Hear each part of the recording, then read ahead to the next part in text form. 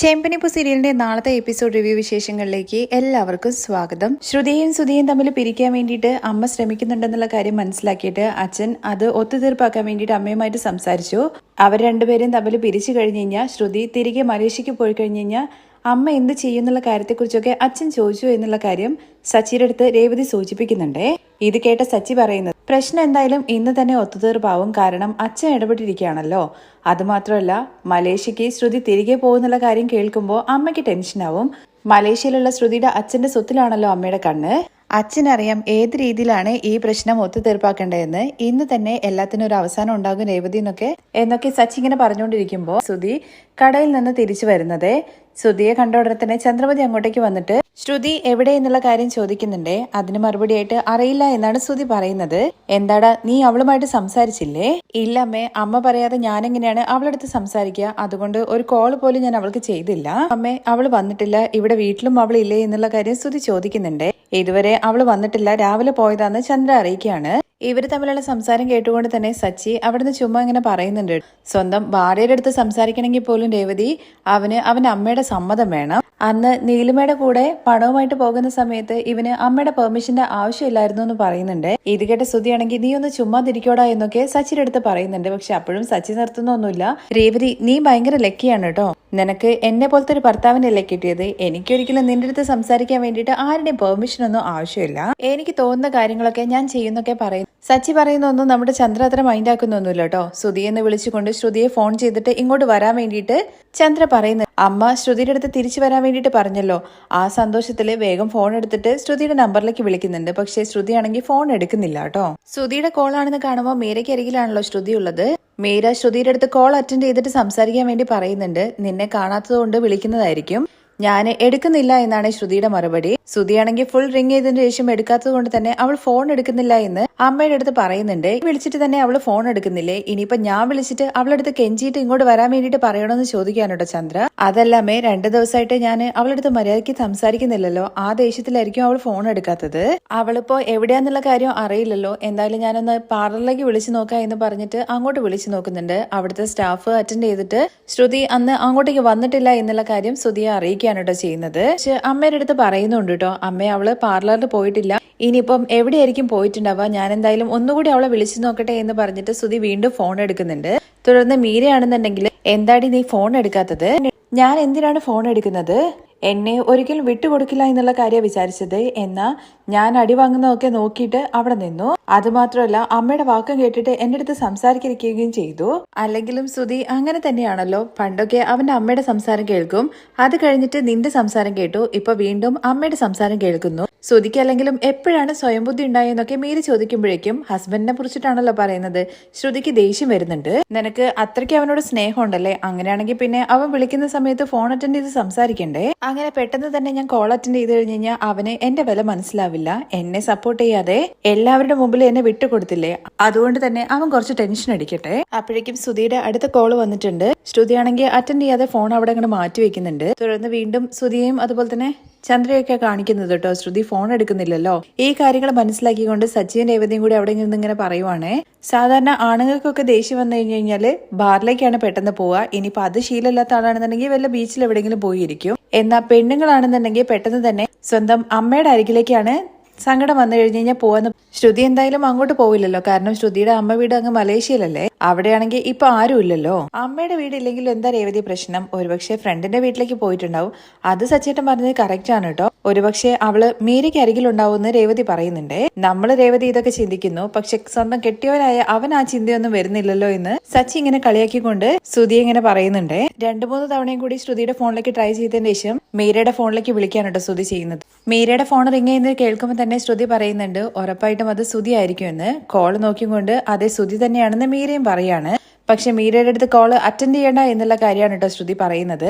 ആദ്യം വിളിക്കുമ്പോൾ അറ്റൻഡ് ചെയ്യുന്നില്ല, രണ്ടാമതും ശ്രുതി വിളിക്കുവാണ്. അത് കാണുമ്പോൾ മീര തന്റെ ശ്രുതിയുടെ അടുത്ത് പറയുന്നുണ്ട്, നമ്മൾ രണ്ടുപേരും കൂടി പ്ലാൻ ചെയ്തിട്ട് എടുക്കാതിരിക്കുന്ന എന്നുള്ള കാര്യം ശ്രുതിക്ക് തോന്നും, അതുകൊണ്ട് ഞാൻ കോൾ അറ്റൻഡ് ചെയ്യുക എന്നുള്ള കാര്യം മീര പറഞ്ഞത് കേൾക്കുമ്പോൾ ശരി നീ കോൾ അറ്റൻഡ് ചെയ്തോ, പക്ഷെ ഞാൻ ഇവിടെ ഉണ്ട് എന്നുള്ള കാര്യം നീ ഒരിക്കലും പറയരുത് എന്ന് പ്രത്യേകമായിട്ട് പറയുന്നുണ്ട്. ശരി എന്ന് പറഞ്ഞിട്ട് മീര വേഗം കോൾ അറ്റൻഡ് ചെയ്തിട്ട് ശ്രുതി ഇവിടെ ഇല്ല എന്നുള്ള കാര്യം അങ്ങ് ആദ്യം തന്നെ പറയുവാണേ. അതിന്ന് തന്നെ എല്ലാ കാര്യം പൊളിഞ്ഞു എന്നുള്ള കാര്യം മനസ്സിലാക്കിയിട്ട് ശ്രുതി തലയ്ക്ക് കൈവച്ചിങ്ങനെ നിൽക്കുവാണ്. ശ്രുതിയാണെങ്കിൽ അവിടുന്ന് ചോദിക്കുന്നുണ്ട് ഞാനതിന് ശ്രുതി അവിടെ ഉണ്ടോ എന്നുള്ള കാര്യത്തെക്കുറിച്ച് ചോദിച്ചില്ലല്ലോ എന്ന്. കേൾക്കുമ്പോൾ മീരയാണെങ്കിൽ ഉരുണ്ട് കളിച്ചിട്ട് ഇങ്ങനെ പറയുന്നുണ്ട്, അല്ല അതല്ല ശ്രുതി, രാവിലെ അവള് ഇങ്ങോട്ട് വരാന്നുള്ള കാര്യത്തെക്കുറിച്ച് പറഞ്ഞിട്ടുണ്ടായിരുന്നു, അതുകൊണ്ട് ഞാൻ പറഞ്ഞു പോയതാണ്. അതുമാത്രമല്ല ശ്രുതി പിന്നെ എന്നെ വിളിക്കണമെന്നുണ്ടെങ്കിൽ ശ്രുതിയുടെ കാര്യം ചോദിക്കാൻ വേണ്ടിയിട്ട് മാത്രമായിരിക്കുമല്ലോ, അതുകൊണ്ടും കൂടിയാണ് ഞാൻ അങ്ങനെ പറഞ്ഞത്. അപ്പോ അവൾ അവിടെ ഇല്ലേ മീര എന്ന് ഒന്നുകൂടി ശ്രുതി ചോദിക്കുമ്പോൾ ഇല്ല, അവള് ഇങ്ങോട്ട് എന്താ വരാത്തെന്നുള്ള കാര്യത്തെക്കുറിച്ച് ഞാൻ ശ്രുതിയെ വിളിച്ച് ചോദിക്കണമെന്ന് വിചാരിച്ചതാണ്. ഇനി അവള് വരുന്ന സമയത്ത് ഞാൻ എന്തെങ്കിലും പറയണമെന്നുള്ള കാര്യം കൂടി മീര ചോദിക്കുന്നുണ്ട്.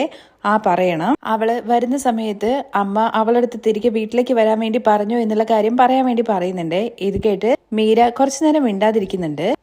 ഇപ്പോ ശ്രുതി വിളിച്ചത് ശ്രുതിയുടെ അമ്മ പറഞ്ഞിട്ടാണോ എന്ന് മീര ചോദിക്കുമ്പോ അതേ എന്ന് ശ്രുതി മറുപടി പറയുന്നുണ്ട്. അതെ, അമ്മ തന്നെ അവളടുത്ത് വീട്ടിലേക്ക് വരാൻ വേണ്ടിയിട്ട് പറഞ്ഞു. ശരി, ഞാൻ എന്തായാലും അവള് വരുന്ന സമയത്ത് പറഞ്ഞേക്കാന്ന് മീര പറയുന്നുണ്ട്. അവള് വന്നു കഴിഞ്ഞ് കഴിഞ്ഞാൽ ഉടനെ തന്നെ എന്നെ വിളിക്കാൻ വേണ്ടി പറ, ഇല്ലെങ്കിൽ നേരിട്ട് വീട്ടിലേക്ക് വരാൻ വേണ്ടി പറ. അമ്മ അവളടുത്ത് ഇങ്ങോട്ട് വരാൻ വേണ്ടി പറഞ്ഞു എന്നുള്ള കാര്യം അവളടുത്ത് സ്ട്രോങ് ആയിട്ട് പറയാനൊക്കെ പറയുന്നുണ്ട്. ശരി എന്ന് പറഞ്ഞിട്ട് മീര ഫോൺ വെക്കുവാണേ. അപ്പോഴും നമ്മുടെ ശ്രുതിക്ക് ദേഷ്യം തന്നെയാണ് കേട്ടോ. അമ്മ പറഞ്ഞിട്ടാണല്ലോ വരാൻ വേണ്ടി പറഞ്ഞത്, അല്ലാതെ ശ്രുതിക്ക് തോന്നിയിട്ട് തന്നെ വിളിച്ചതല്ലോ. പഠിച്ചിട്ടുണ്ടെന്ന് മാത്രമേ ഉള്ളൂ, അല്ലാതെ ഇമോഷണൽ മെച്യൂരിറ്റി ഇല്ല ശ്രുതിക്ക്. ഇപ്പോഴും കണ്ടില്ലേ, അവന്റെ അമ്മ പറഞ്ഞിട്ടാണ് ഈ കാര്യങ്ങളൊക്കെ അവൻ ചെയ്യുന്നത്. അത് ശരി തന്നെയാണെടി. എനിക്ക് ഒരു കാര്യം തോന്നുന്നു, ഇപ്പൊ ശ്രുതി നിന്നെ തിരികെ വിളിച്ചത് അവന്റെ അമ്മ പറഞ്ഞിട്ടാണ്. നാളെ അവന്റെ അമ്മ അവള് നിന്റെ ലൈഫിൽ വേണ്ട, അവളെ വിട്ടിട്ട് പോകാൻ വേണ്ടി പറഞ്ഞു കഴിഞ്ഞാൽ അവൻ അതുപോലെ ചെയ്യുമോ? ഇത് കേട്ടിട്ട് ശ്രുതിക്ക് ഭയങ്കര ടെൻഷൻ ആവുന്നുണ്ട് കേട്ടോ. നിന്നെ കൺഫ്യൂസ് ചെയ്യാൻ വേണ്ടിട്ട് ഞാൻ ചോദിച്ചതല്ല. ഇപ്പോഴും ശ്രുതിയുടെ ഇഷ്ടത്തിനല്ലല്ലോ വിളിച്ചത്. അവന്റെ അമ്മ പറഞ്ഞതിന് ശേഷമാണ് അവൻ നിന്നെ വിളിക്കുക പോലും ചെയ്തത്. ഇവളെല്ലാം കേൾക്കുമ്പോൾ ശ്രുതിക്ക് ഒന്നും പറയാൻ പറ്റാത്ത അവസ്ഥയിൽ ഇങ്ങനെ നിൽക്കുവാണേ. കാശിന്റെ കാര്യത്തില് നീ മാത്രമല്ലോ തെറ്റുകാരി, അവനും കൂടി ചേർന്നിട്ടല്ലേ ഈ കാര്യങ്ങളൊക്കെ ചെയ്തത്.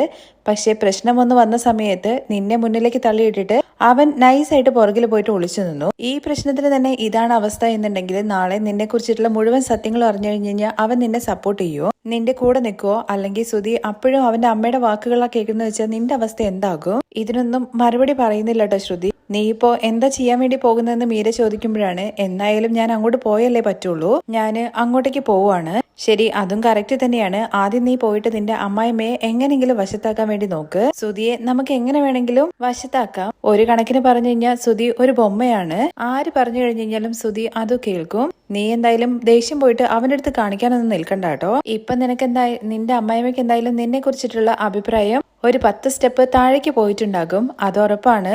ഇപ്പോ വർഷയായിരിക്കും അവരുടെ ഫേവറേറ്റ് മരുമകള്, കാരണം അവള് യഥാർത്ഥ പണക്കാരിയാണല്ലോ. നീയും ഇപ്പോഴും മലേഷ്യ പണക്കാരിയാണെന്നുള്ള കാര്യം വിശ്വസിച്ചിട്ടല്ലേ അവർ നിൽക്കുന്നത്. എന്നുള്ള കാര്യം പറയുന്ന ആൾക്കാരെക്കാൾ കൂടുതൽ പണക്കാരാണെന്നുള്ള കാര്യം അറിയുന്ന ആൾക്കാർക്കാണ് മര്യാദ കൂടുതലായിട്ട് കിട്ടുക. ഇപ്പോ എന്തായാലും എന്റെ അമ്മായിമ്മയ്ക്ക് എന്റെ മേലെ സംശയങ്ങൾ തുടങ്ങിയിട്ടുണ്ടാകും. ഇനി ഒരുപാട് ചോദ്യങ്ങൾ ചോദിക്കാൻ വേണ്ടി തുടങ്ങും. ഇത് കേട്ട മീര പറയുന്നുണ്ട്, സിറ്റുവേഷൻ ഇങ്ങനെ ആയതുകൊണ്ട് തന്നെ നീ എന്തായാലും ശ്രുതി നിന്നെ സപ്പോർട്ട് ചെയ്യുന്നില്ല എന്നുള്ള പേരിലുള്ള ദേഷ്യം അവിടെ പോയിട്ട് കാണിക്കരുതെന്ന് പ്രത്യേകമായിട്ട് പറയുന്നുണ്ട്. എന്റെ ദേഷ്യം കാണിക്കാനുള്ള സമയം ഇതല്ല എന്നുള്ള കാര്യം എനിക്കറിയാം. ഇതിൽ എന്റെ വശത്തേക്ക് കൊണ്ടുവരണം, അതിനുള്ള വഴി എന്താന്നുള്ള കാര്യമാണ് ഞാൻ ഇനി ചെയ്യാൻ വേണ്ടി പോകുന്നതെന്നൊക്കെ പറഞ്ഞിട്ട് ശ്രുതി ഇങ്ങനെ കുറച്ചു നേരം അവിടെ നിൽക്കുന്നുണ്ട്. അത് കഴിഞ്ഞതിന് ശേഷം ഓട്ടോയിൽ വന്നിട്ട് വീട്ടിൽ ഇറങ്ങുവാണ് കേട്ടോ ചെയ്യുന്നത്.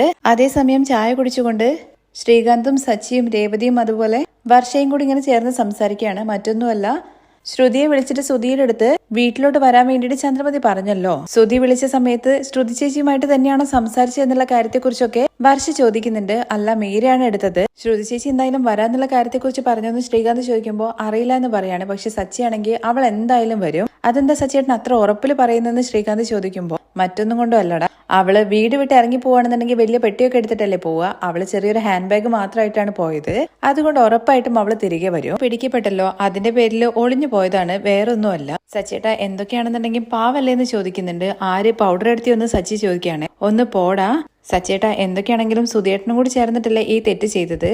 അതല്ലെങ്കിലും ശ്രീകാന്ത് അങ്ങനെ തന്നെയാണ്.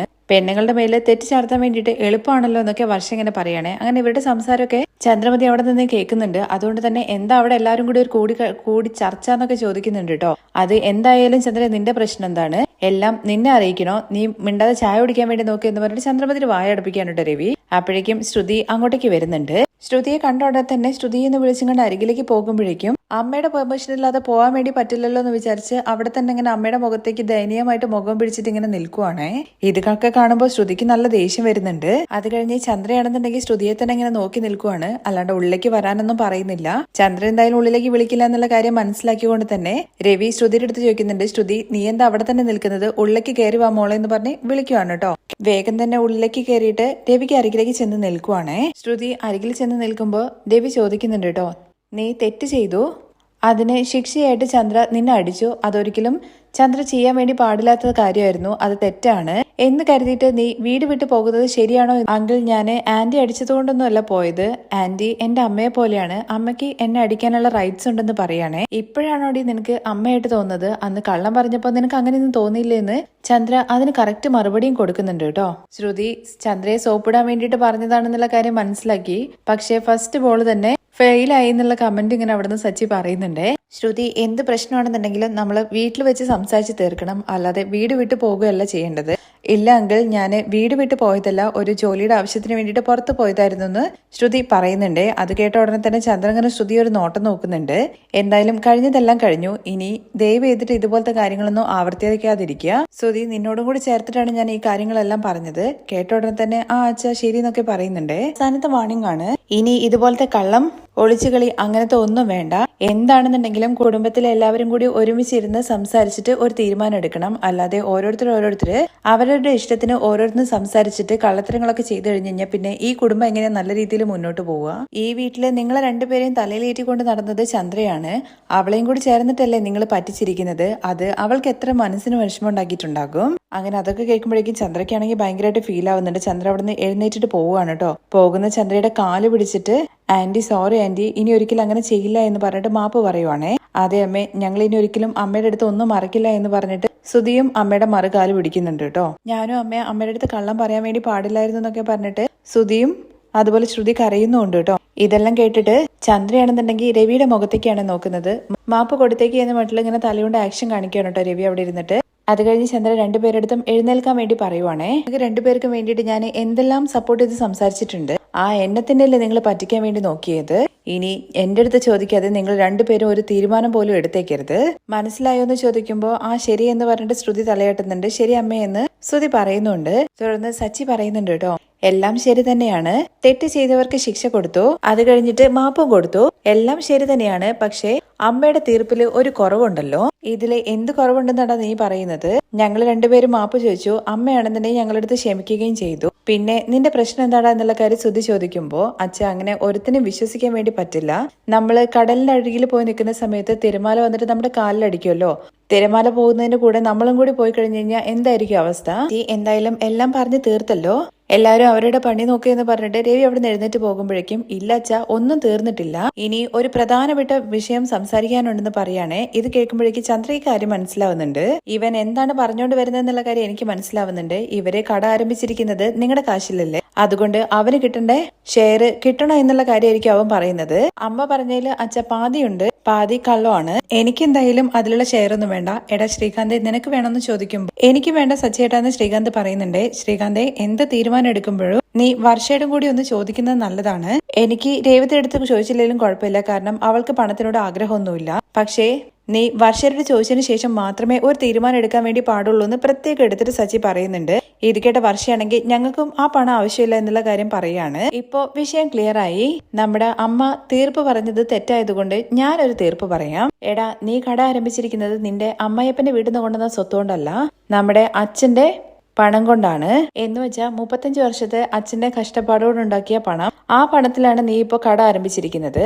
അതുകൊണ്ട് നീ എന്താ ചെയ്യേണ്ടതെന്ന് വെച്ച് കഴിഞ്ഞാൽ നിന്റെ കടയുടെ ഓണർഷിപ്പ് മാറ്റണം. എന്താടാ ഓണറെ മാറ്റാനോ? നീ ഓണർ ആവാൻ വേണ്ടിയിട്ടാണോടാ നോക്കുന്നതെന്ന് ശ്രുതി ചോദിക്കുമ്പോ എടാ ഞാൻ ഓൾറെഡി 2 കാറിന്റെ ഓണറാണ്, എനിക്ക് അത് മതി. നീ കട ആരംഭിച്ചിരിക്കുന്നത് അച്ഛന്റെ പണത്തിലല്ലേ, അപ്പോ കടയുടെ ഓണറും അച്ഛനാണ്. അപ്പോ ഞാൻ ആരടാ എന്നുള്ള കാര്യം ശ്രുതി ചോദിക്കുന്നുണ്ടേ. നീ ഇപ്പോ കുറച്ച് പഠിച്ചിട്ടൊക്കെ ഉണ്ടല്ലോ, ആ കടയിലെ മാനേജർ ആക്കിക്കോ. കുറച്ച് പഠിച്ചിട്ടൊക്കെ ഉണ്ടല്ലോ, കണക്കും കാര്യങ്ങളൊക്കെ നോക്കിയാൽ മതി. എന്താ രേവതി എന്നുള്ള കാര്യം ചോദിക്കുമ്പോൾ രേവതി പ്രത്യേകിച്ച് ഒന്നും പറയുന്നില്ല കേട്ടോ. എടാ ശ്രുതി നീ കണക്കും കാര്യങ്ങളൊക്കെ നോക്കിയാൽ മതി, ഒരിക്കലും നീ വിചാരിക്കണ്ട എന്താ കള്ളന്റെ കയ്യിൽ ചാവി കൊടുക്കുന്നത് എന്നുള്ള കാര്യം. അച്ഛൻ കണക്കും കാര്യങ്ങളൊക്കെ 2 ദിവസം കൂടുമ്പോൾ നോക്കും. ആ കടയില് നീ ഇനി വെറും ഒരു സാധാരണ ജോലിക്കാരൻ മാത്രമാണ്. ഇനി ആ കടയുടെ മുതലാളി നമ്മുടെ അച്ഛനാണ്. ഇതാണ് എന്റെ തീർപ്പ് എന്നുള്ള കാര്യം പറഞ്ഞു കേട്ട ഉടനെ തന്നെ രേവതി അങ്ങ് സന്തോഷം കൊണ്ട് ക്ലാപ്പ് ചെയ്യാനോട് ചെയ്യുന്നത്.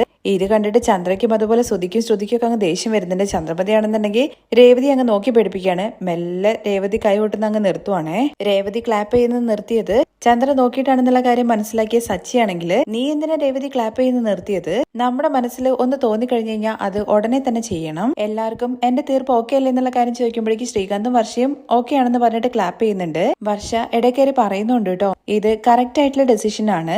അങ്കിളുടെ പണത്തിലാണല്ലോ ഷോപ്പ് ആരംഭിച്ചിരിക്കുന്നത്, അതുകൊണ്ട് അങ്കിള് തന്നെയാണല്ലോ ആ കടയുടെ ഓണർ ആവേണ്ടത്. അങ്ങനെ അവര് 4 പേരും സച്ചിയുടെ തീർപ്പിന് ഒത്തിട്ടാണല്ലോ നിൽക്കുന്നത്. ചന്ദ്രയാണെന്നുണ്ടെങ്കിൽ ഒന്നും മിണ്ടാൻ പറ്റാത്ത അവസ്ഥയിൽ ഇങ്ങനെ നിൽക്കുവാണ്. സുധിയേട്ടൻ എന്തെങ്കിലും ഏടാങ്കൂടത്തിൽ ചെന്ന് പെടും, അതിനേക്കാൾ നല്ലത് അച്ഛൻ കട കുറച്ചു കാലം നോക്കുന്നത് തന്നെയാണെന്ന് ശ്രീകാന്തും പറയുന്നുണ്ട്. എടാ എന്തിനാണ് ഇതൊക്കെ, ഇതിന്റെ ഒന്നും ആവശ്യമില്ല എന്നുള്ള കാര്യം നമ്മുടെ രവി പറയുന്നുണ്ടെങ്കിലും, അച്ഛ ഇതാണ് കറക്റ്റ് തീർപ്പ്, നാളെ മുതൽ ആ കടയുടെ ഓണർ അച്ഛനാണ്, ഇതൊരിക്കലും മാറ്റാൻ വേണ്ടി പറ്റില്ല എന്നുള്ള കാര്യം സച്ചി അങ്ങോട്ട് വ്യക്തമാക്കി പറയുന്നുണ്ട് കേട്ടോ. സച്ചിയുടെ തീർപ്പിനാണെന്നുണ്ടെങ്കിൽ സച്ചിയുടെ വശത്താണ് വോട്ട് കൂടുതലുള്ളത്. ചന്ദ്രമതി ആണെങ്കിൽ സൈലന്റ് ആയിട്ട് നിൽക്കുവാണല്ലോ, അതിനർത്ഥം ചന്ദ്രമതിയും അതിന് അനുകൂലിക്കുന്നു എന്നുള്ളതാണെന്ന് വരുത്തി തീർക്കുവാണ്. അമ്മ പോലും തങ്ങൾക്ക് സപ്പോർട്ട് ചെയ്യുന്നില്ല എന്നുള്ള കാര്യം മനസ്സിലാക്കുമ്പോഴേക്കും ശ്രുതിയാണെന്നുണ്ടെങ്കിൽ മുഖം കൊണ്ട് ഓരോ കോപ്രായൊക്കെ കാണിക്കുന്നുണ്ട് കേട്ടോ. പക്ഷേ ചന്ദ്രയ്ക്ക് ഒന്നും പറയാൻ പറ്റാത്ത അവസ്ഥയിൽ ഇങ്ങനെ നിൽക്കുവാണല്ലോ. അങ്ങനെ മൊത്തത്തിൽ ശ്രുതിയുടെയും കയ്യിൽ നിന്നും കട പോയി എന്നുള്ള കാര്യം മനസ്സിലാവുകയാണ്.